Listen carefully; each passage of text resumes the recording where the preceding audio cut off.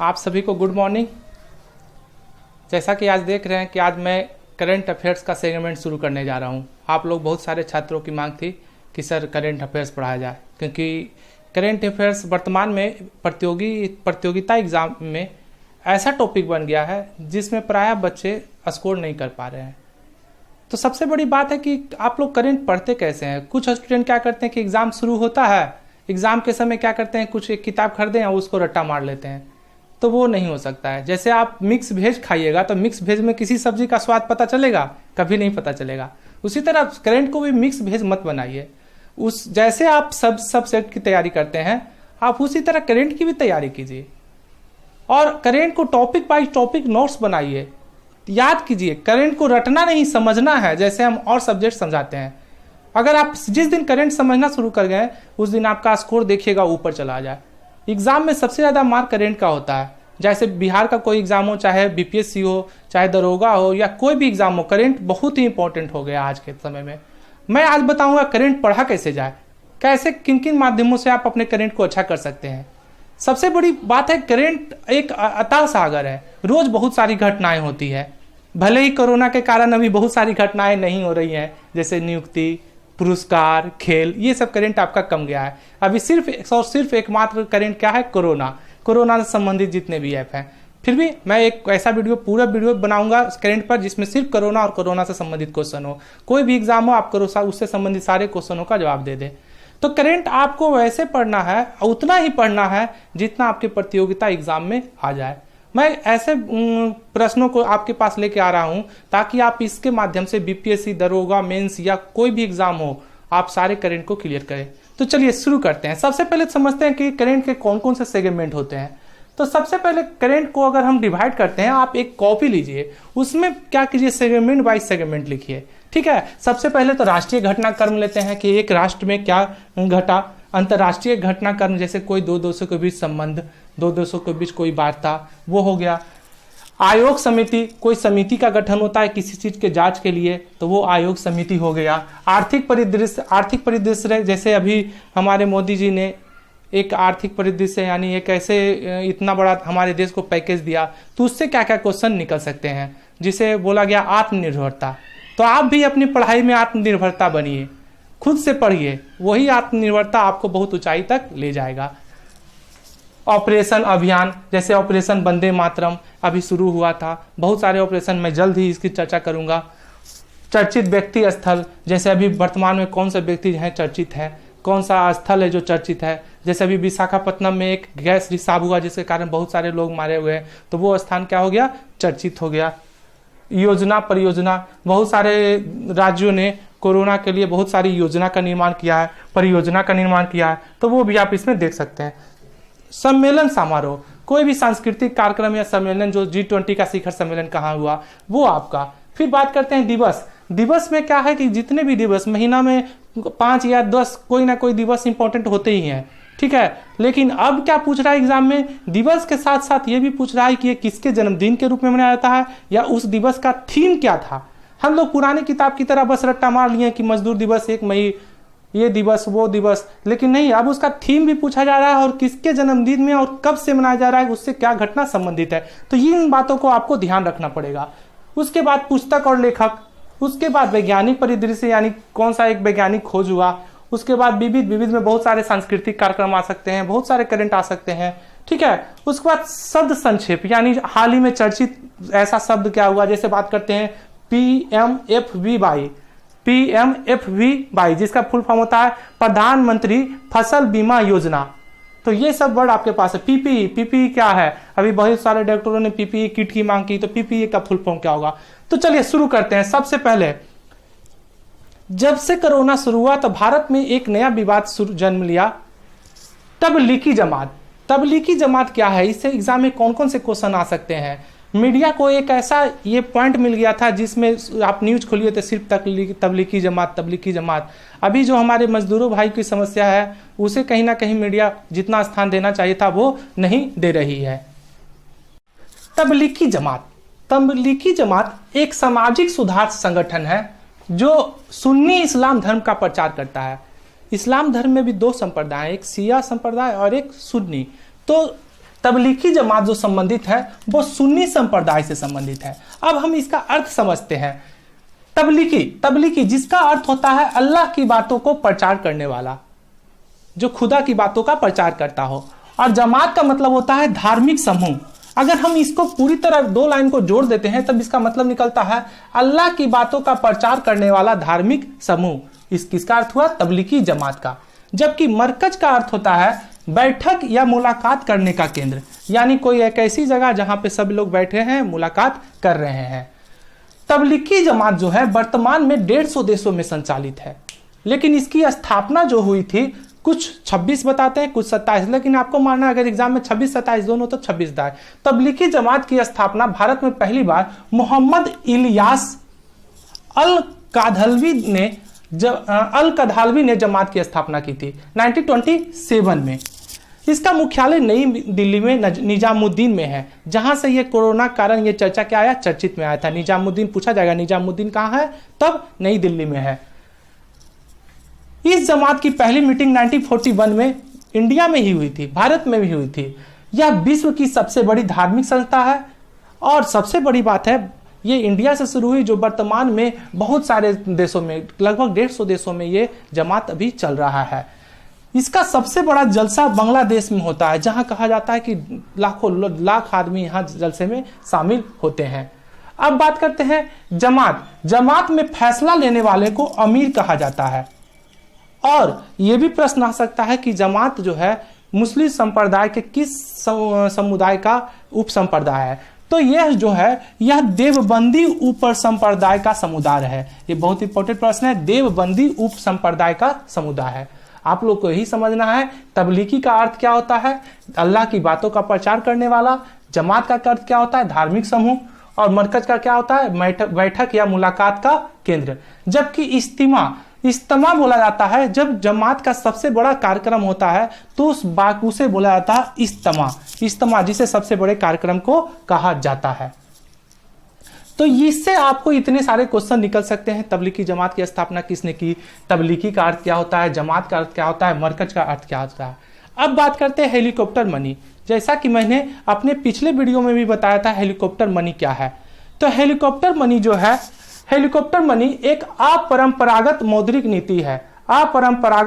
नीति है, जिसकी मांग सबसे पहले तेलंगाना के मुख्यमंत्री के चंद्रशेखर राव ने की थी। के चंद्रशेखर राव ने आरबीआई से हेलीकॉप्टर मनी की अवधारणा को लागू करने का गुजारिश किया था। हेलीकॉप्टर मनी का अगर बोला जाए प्रतिपादन यूएसए अर्थशास्त्री मिल्टन फील्ड ने किया था। बात समझते हैं हेलीकॉप्टर मनी है क्या। तो ये अपरंपरागत मौद्रिक नीति का एक भाग है, जिसके तहत आरबीआई से राज्य सरकार ऋण लेती है, और फिर राज्य सरकार उस ऋण नहीं कर सकते हैं या उस पैसे को सारे लोगों में बांट देती है। इसका सबसे बड़ा बात यह है कि वो पैसा ना ही व्यक्ति को राज्य सरकार के पास लौटाना पड़ता है, ना ही राज्य सरकार आरबीआई को लौटाना पड़ता है। तो इस कॉन्सेप्ट को हम लोग क्या बोलते हैं, हेलीकॉप्टर मनी। लेकिन हेलीकॉप्टर मनी लागू करने में बहुत सारे सकारात्मक प्रभाव भी है और नकारात्मक। सकारात्मक प्रभाव की अगर बात करें तो सकारात्मक प्रभाव में क्या होगा कि सरकार के खर्च को क्या मिलेगा, बढ़ावा मिलेगा। उसके बाद क्या होगा, देश के लोगों को पास पैसे ज्यादा आ जाएंगे। उसके बाद क्या होगा, जिससे अर्थव्यवस्था में जब लोगों के पास पैसे आएंगे तो अर्थव्यवस्था में क्या आएगा, बूम आएगा, मांग आएगा, सब लोगों के पास पैसा आएगा, सब लोग बाजार में जाके सामान खरीदेंगे। लेकिन अब इसके नकारात्मक प्रभाव भी आ सकते हैं। जब सभी लोग के पास पैसा आ जाएगा, वो लोग जाके बाजार में सामान खरीदेंगे, तब क्या होगा, महंगाई भी बढ़ सकती है। दूसरी नकारात्मक प्रभाव क्या हो सकता है कि सभी लोग पैसा मान लिए सभी के पास आ गया, लेकिन सभी पैसा वो घर में रख लें, तब क्या होगा, मंदी की स्थिति रहेगी, क्योंकि सब ने पैसा क्या किया, उसे घर में ही रख लिया, उसे बाजार में लागू नहीं किया। तो ये था हेलीकॉप्टर मनी का कॉन्सेप्ट, जिसे सबसे पहली मांग भारत में तेलंगाना के मुख्यमंत्री चंद्रशेखर राव ने लागू करने की मांग की थी। अब बात करते हैं एपीआई। की एपीआई जिसका फुल फॉर्म होता है एक्टिव फार्मास्यूटिकल इंग्रेडिएंट, यानी एपीआई जो शब्द है वो दवा उद्योग फार्मास्यूटिकल इंडस्ट्री से संबंधित है। एपीआई होता क्या है, पहले इस बात को समझते हैं। यह दवा उद्योग से संबंधित है, जिसका फुल फॉर्म मैंने आपको बता ही दिया। WHO के अनुसार जब किसी दवा को बनाने के लिए जिस पदार्थ की जरूरत होता है उसे API कहा जाता है। जैसे मेटासिन दवाई बनाने के लिए API क्या है आपका, पैरासीटामोल। तो पैरासीटामोल उसका क्या हो गया, API। तो ये जो API भारत क्या करता है, API चाइना से लगभग 80% API चाइना से आयात करता है, जिसके कारण चाइना क्या होता है कि अभी API के मामले में अभी बहुत सारा उसके पास कहिए कि मोनोपोली है, एकाधिकार है। तो API आपसे 2 प्रश्न आ सकते हैं, API का फुल फॉर्म क्या होता है या किस उद्योग से संबंधित है। अब बात करते हैं PPE। बहुत सारे, जब कोरोना फैला तो बहुत सारे डॉक्टरों ने कहा कि हमें PPE किट नहीं मिल रहा है। तो आखिर PPE किट क्या है? PPE किट जिसका फुल फॉर्म होता है पर्सनल प्रोटेक्टिव इक्विपमेंट, जिसके कारण क्या होता है कि जब ये किट डॉक्टर पहन लेते हैं तब क्या करते हैं, वो किसी भी कोरोना मरीज की क्या इलाज करने में सक्षम हो जाते हैं। तो ये फुल फॉर्म आपका आ सकता है एग्जाम में, PPE। अब बात करते हैं जो अभी बहुत चर्चित है, जीवन। ऐसे तो मैं कोरोना का एक स्पेशल पूरा वीडियो ही करंट के लिए आऊंगा, लेकिन अभी जो चर्चित है उस पर बात कर लेता हूं। जीवन अभी आ सकता है, हाल ही में चर्चित जीवन क्या है? तो जीवन भारतीय रेलवे द्वारा तैयार किया गया एक वेंटिलेटर है। जीवन भारतीय रेलवे द्वारा तैयार किया गया एक वेंटिलेटर है, जिसका इस्तेमाल फेफड़ों में ऑक्सीजन की सप्लाई करने में किया जाता है। क्योंकि कोरोना में क्या होता है कि कोरोना में फेफड़ा काम करना बंद किया जाता है, इसलिए कहा जाता है कि वेंटिलेटर की व्यवस्था की जाती है। और भारत के पास वेंटिलेटर की संख्या भी कम है, इसलिए भारतीय रेलवे ने जीवन नामक एक नया वेंटिलेटर बनाया है। ये भी प्रश्न आ सकता है, वेंटिलेटर के आविष्कारक कौन है? तो वेंटिलेटर के आविष्कारक अबद अल लतीफ अल बगदादी हैं। अबद अल लतीफ अल बगदादी हैं। और एक प्रश्न अभी इसकी खोज से याद आ गया, कोरोना वायरस की खोज किसने की? मैं तो कोरोना पर वीडियो बनाऊंगा तो बताऊंगा ही, कोरोना की खोज किसने की? कोरोना की खोज जून अल्मीडा ने की थी। कोरोना की खोज जून अल्मीडा ने की थी।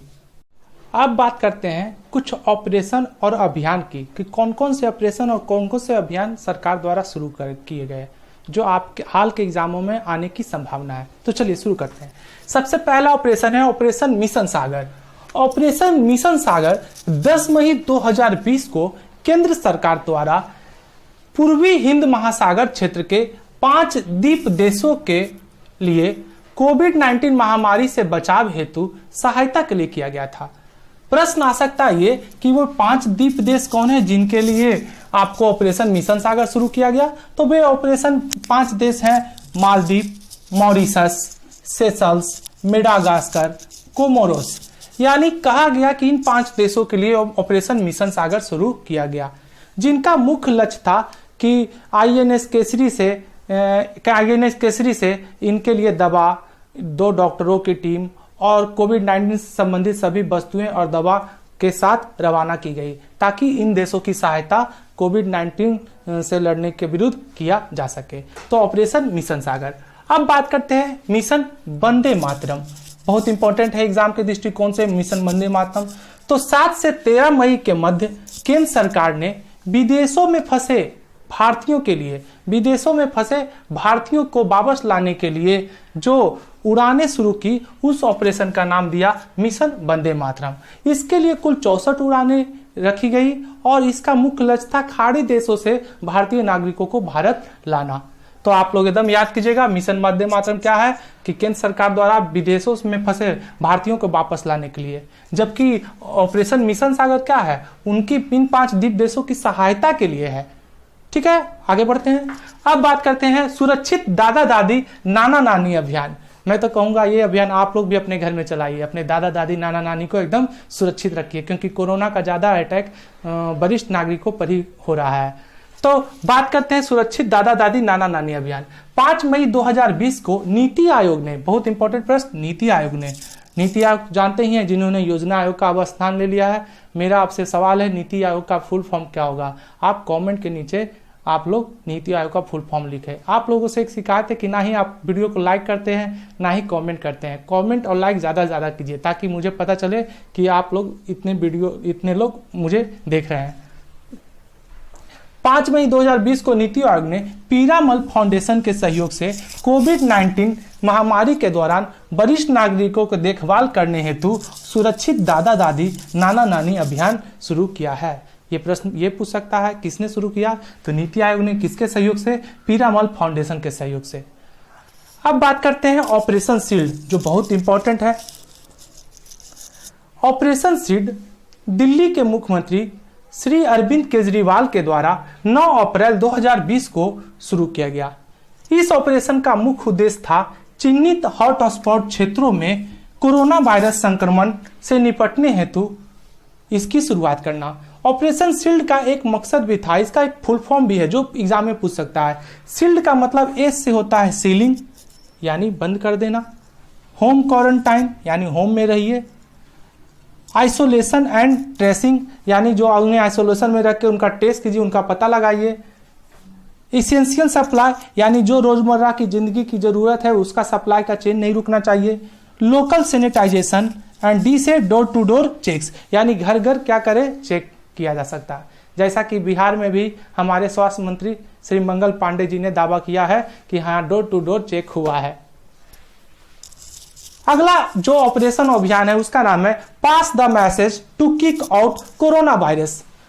पास the message to kick out corona virus ये क्या है? तो 23 मार्च 2020 को फीफा के द्वारा, फीफा जो फुटबॉल की सबसे बड़ी संस्था है, फीफा जैसे भारत क्रिकेट की सबसे बड़ी संस्था क्या है? आईसीसी, उसी तरह फुटबॉल की संस्था क्या है? फीफा।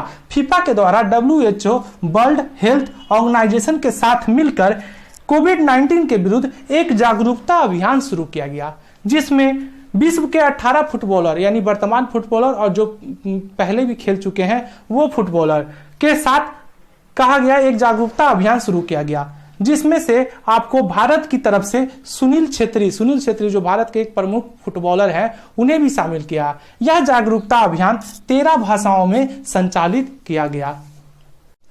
अब बात करते हैं ऑपरेशन नमस्ते। यह योजना 27 मार्च 2020 को भारतीय थल सेना द्वारा कोविड-19 से निपटने के लिए शुरू किया गया। इसकी घोषणा थल सेना प्रमुख मनोज मुकुंद नरवणे ने की थी। इसके तहत थल सेना ने सभी कमांड जैसे ईस्टर्न कमांड होते हैं, वेस्टर्न होते हैं और एवं दिल्ली मुख्यालय में कोरोना हेल्पलाइन सेंटर बनाया गया है, जिसका एक मात्र उद्देश्य ये भी है कि सेना में सभी लोग अभिवादन का तरीका हाथ मिलाना ये सब, लेकिन वही अभिवादन के तरीका को बदलने के लिए उन्होंने क्या है इसका नाम क्या दिया? ऑपरेशन नमस्ते, जो भारतीय थल सेना द्वारा शुरू किया गया अभियान है। अगर प्रश्न आए ऑपरेशन नमस्ते किसके द्वारा शुरू किया गया है तो भारतीय थल सेना द्वारा। वर्तमान में भारतीय थल सेना प्रमुख कौन है? मनोज मुकुंद नरवणे। चलिए अब बात करते हैं सुपोषित माँ अभियान। अभी बहुत चर्चित ये अभियान है सुपोषित माँ अभियान, जिसका उद्घाटन यानी कह सकते हैं जिसकी शुरुआत 29 फरवरी 2020 को लोकसभा अध्यक्ष ओम बिरला के द्वारा कोटा राजस्थान से किया गया। आप एक पॉइंट यहाँ पर यह भी जान लीजिए, कोटा राजस्थान से इसलिए भी किया गया क्योंकि ओम बिरला का संसदीय क्षेत्र कोटा राजस्थान है, यानी कोटा राजस्थान से ही ओम बिरला जीतकर संसद में आए हैं। अगर ये प्रश्न पूछ सकता है कि लोकसभा अध्यक्ष वर्तमान में किस लोकसभा क्षेत्र से जीतकर आए हैं तो कोटा राजस्थान। इस योजना के तहत किशोरियों तथा गर्भवती महिलाओं को कुपोषण की समस्या से मुक्ति दिलाना है।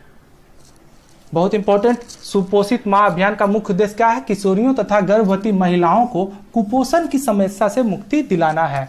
यह केंद्र सरकार की योजना है जो आगे चलकर पूरे भारत में लागू होगी।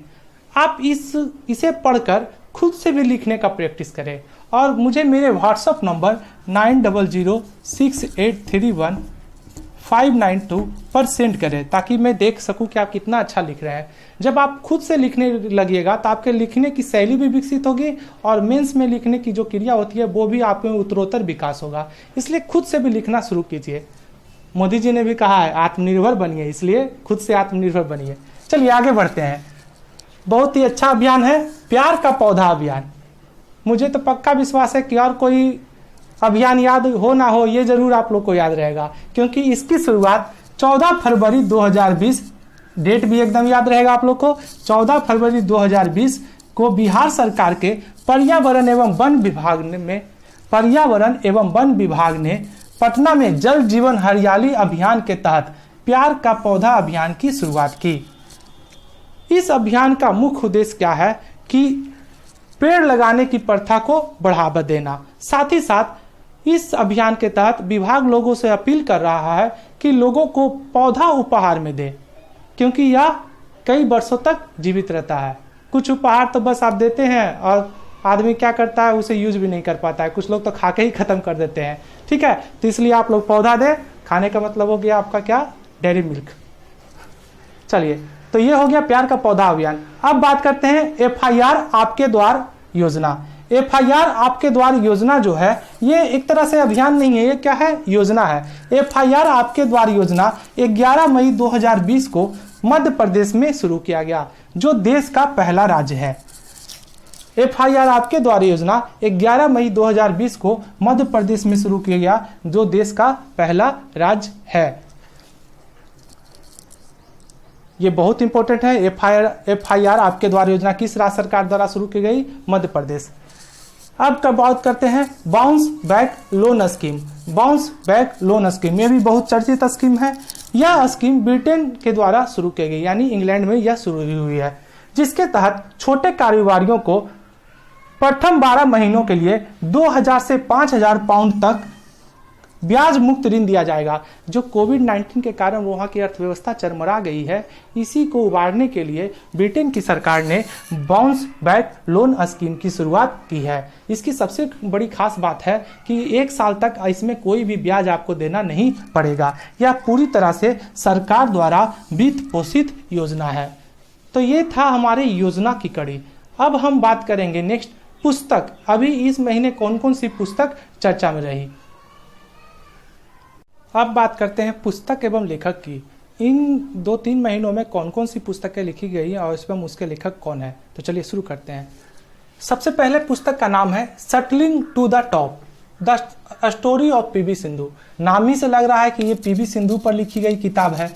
PV सिंधु जो भारत की एकमात्र खिलाड़ी है जिसने ओलंपिक में रजत पदक जीता है, और रजत पदक जीतने वाली भारत की पहली और एकमात्र खिलाड़ी है। प्रश्न आ जाए तो उसका आंसर क्या होगा, PV सिंधु। इसके लेखक है B कृष्णास्वामी, जो एक खेल विशेषज्ञ पत्रकार हैं। उन्होंने इनके बारे में लिखा है।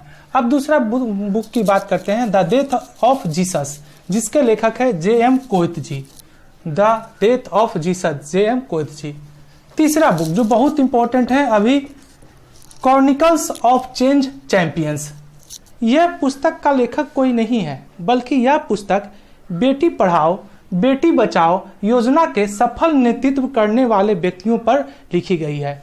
इस पुस्तक में 25 नवाचार पहलू से जुड़ी हुई कहानियों का संकलन है। नवाचार पहलू मतलब क्या हुआ कि नए नए विचार के द्वारा कैसे बेटी को पढ़ाएं, कैसे उन्हें बचाएं और कैसे उन्हें सफल बनाएं, इन कहानियों का संकलन है, जिसका विमोचन स्मृति ईरानी, केंद्रीय बाल और महिला बाल विकास मंत्री स्मृति जुबिन ईरानी ने किया था।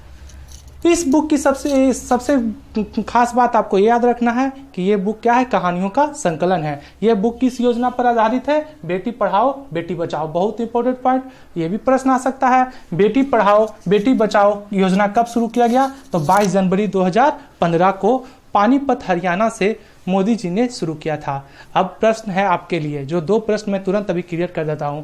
राष्ट्रीय बालिका दिवस, तो राष्ट्रीय बालिका दिवस जो है, अगर हम बात करते हैं राष्ट्रीय बालिका दिवस, तो राष्ट्रीय बालिका दिवस हम लोग किस दिन मनाते हैं?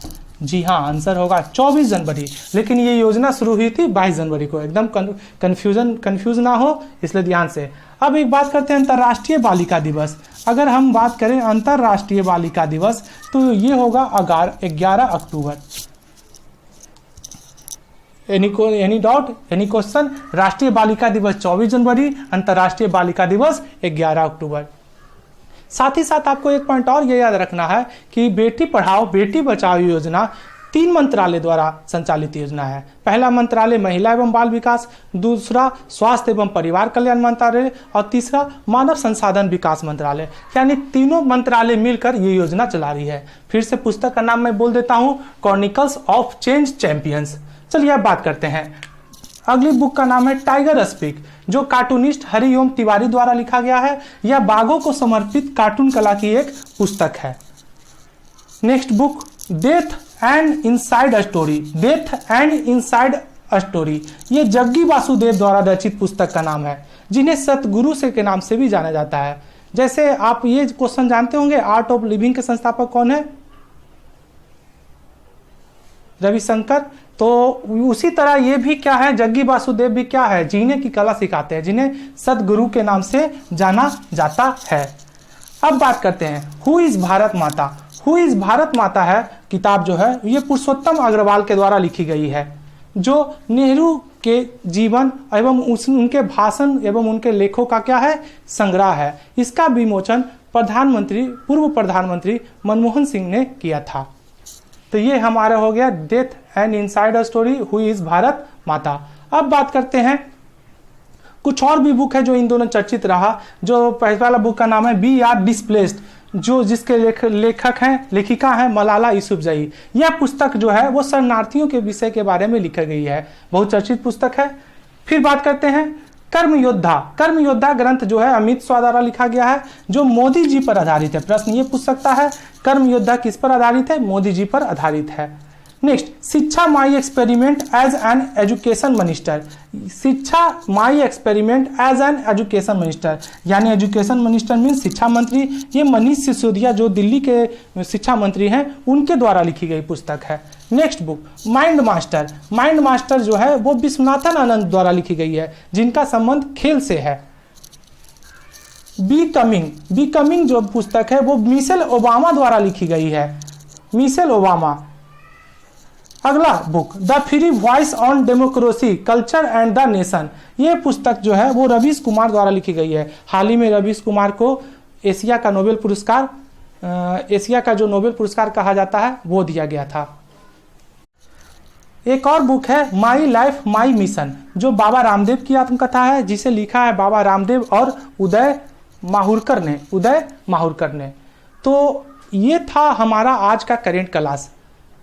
आशा करता हूं कि आपको ये क्लास अच्छा लगा होगा, और आप लोग अगर अच्छा लगेगा तो मैं इसे और भी आगे लेके जाऊंगा। अभी तो सिलेबस कुछ नहीं हुआ, अभी तो और भी बहुत सारे करंट बाकी है, लेकिन ये वीडियो पार्ट 1 पार्ट 2 करके मैं इसे लाता रहूंगा। आप लोग को अगर अच्छा लगा तो आप लोग कमेंट कीजिए और हमें बताइए कि और कौन सा टॉपिक आप लोग पढ़ना चाहते हैं। चलिए अब मैं आज का सवाल आपसे पूछता हूँ, जिसका आंसर कमेंट बॉक्स में मैं नीचे दे दूंगा। मैं कुछ जानना चाहता हूं कि आप लोग अभी कितने करंट पढ़ रहे हैं। पहला सवाल आपसे, किस राज्य सरकार ने वर्ष 2020 को कृत्रिम बुद्धिमत्ता वर्ष के रूप में मनाने का निर्णय लिया है? किस राज्य सरकार ने वर्ष 2020 को कृत्रिम बुद्धिमत्ता वर्ष के रूप में मनाने का निर्णय लिया है? अगला प्रश्न, CISF ने वर्ष 2020 को किस रूप में मनाने का निर्णय लिया है? CISF जो आपका एक सेना का क्या है भाग है, CISF जो औद्योगिक संस्थानों और जो हमारे ताजमहल है, रेड लाल किला है, मेट्रो जिसकी रखवाली करते हैं, ठीक है। CISF ने वर्ष 2020 को किस रूप में मनाने का निर्णय लिया है? विश्व रेडियो दिवस। अगला प्रश्न, विश्व रेडियो दिवस। अगला, किस क्षेत्र में उल्लेखनीय कार्य हेतु सुभाष चंद्र बोस अवार्ड घोषित किए जाते हैं? किस क्षेत्र में उल्लेखनीय कार्य हेतु सुभाष चंद्र बोस अवार्ड दिए जाते हैं? अगला प्रश्न, WHO ने वर्ष 2020 को किस रूप में घोषित किया है? WHO ने वर्ष 2020 को किस रूप में घोषित किया है? अगला प्रश्न, लाई हरोवा त्योहार प्रतिवर्ष जनवरी माह में कहाँ मनाया जाता है? लाई हरोवा त्योहार। नेक्स्ट, लोकतंत्र सूचकांक 2019 में भारत का स्थान कितना है? लोकतंत्र सूचकांक 2019 में भारत का स्थान कितना है और यह कौन जारी करता है? आठवां प्रश्न, 14 फरवरी 2020 को देश की पहली इंटरसिटी इलेक्ट्रिक बस किन दो शहरों के मध्य चलाई गई? देश की पहली इलेक्ट्रिक बस किन दो शहरों के मध्य चलाई गई? नौवां प्रश्न, विश्व से स्वर्ण यानी गोल्ड खरीद के मामले में RBI किस स्थान पर है? RBI सोना खरीदने के मामले में किस स्थान पर है? अगला प्रश्न, नाडा के ब्रांड एम्बेसडर कौन है? जो डोपिंग एजेंसी होती है तो दो होती है, एक होता है वाडा जिसका फुल फॉर्म होता है वर्ल्ड एंटी डोपिंग एजेंसी, और एक होता है नाडा जिसका फुल फॉर्म होता है नेशनल एंटी डोपिंग एजेंसी। जो खिलाड़ी लोग अगर कोई नशा करके खेल रहा है तो वो पकड़ती है, तो उसके ब्रांड एम्बेसडर कौन है? नाडा के ब्रांड एम्बेसडर कौन है? क्वेश्चन नंबर 11 बहुत इंपॉर्टेंट, 26 जनवरी 2020 को बेस्ट झांकी का अवार्ड किस राज्य को दिया गया? 26 जनवरी 2020 को बेस्ट झांकी का अवार्ड किस राज्य को दिया गया? आशा करता हूं वीडियो आपको अच्छा लगा होगा। अच्छा लगा तो आप वीडियो को सब्सक्राइब कीजिए, लाइक कीजिए, शेयर कीजिए ताकि मेरा मनोबल और बढ़े। और नेक्स्ट वीडियो मैं करंट इसे भी और आगे लेके जाऊंगा, जिसमें कई तरह की और भी भारत सरकार की योजना और ऐप के बारे में चर्चा करूंगा। तब तक आप घर में रहिए, स्वस्थ रहिए, सुरक्षित रहिए और मुस्कुराते रहिए। धन्यवाद।